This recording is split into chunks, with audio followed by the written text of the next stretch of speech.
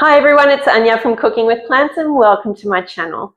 When you're in the mood for hummus and you don't have chickpeas on hand, then I have a delicious dip that you can make instead. It's loaded with protein and only has a few simple ingredients that you need to use, and it tastes delicious.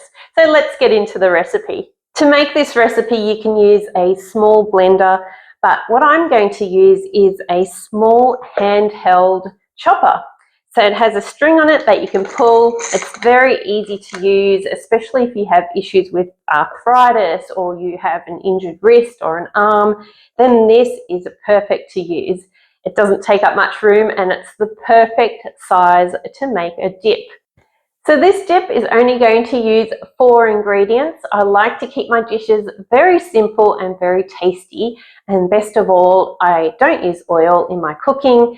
So you know you're going to get lots of nutrition and goodness into your meals and your food.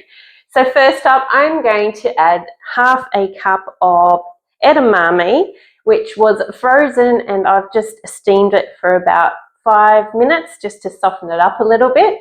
But you could also boil your edamame, or you could put it in the microwave for a few minutes just to soften it up a bit. So that is going into my chopper.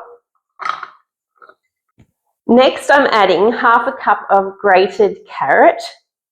This will add some nice sweetness to this.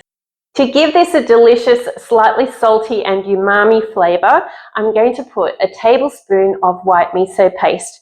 So for your miso paste, a little tip for you is that you can keep it in the freezer.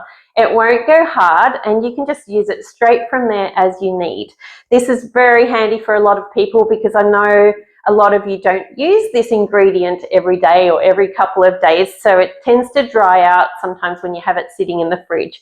But in the freezer, it stays perfectly fresh and it's absolutely delicious to use.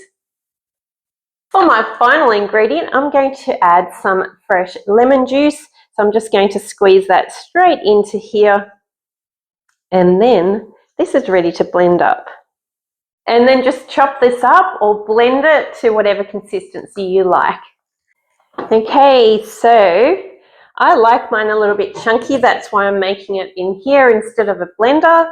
But if you like a smoother consistency, then use a blender like I mentioned. This is also great to take if you're going on a picnic or you're out and about in the car and you don't have any electricity on hand, then this is a great option. I'll leave a link for one of these down below so you can have a look if you're interested in getting one of these for yourself. But I do love having this on hand. It's great for chopping up garlic and onion as well.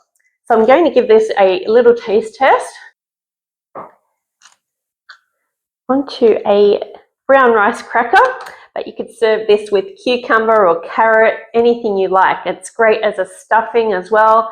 It's fabulous in some sushi rolls too. Really, really versatile.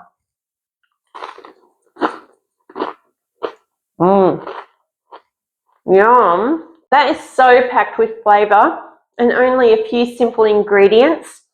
So easy to make. If you like recipes like this, then don't forget to subscribe to the channel and also have a look below for my cookbooks. Things like my 3-ingredient cookbook definitely have recipes like this in there, and they are easy to make and absolutely delicious. And I'm going to keep eating. See you for the next recipe. Bye for now.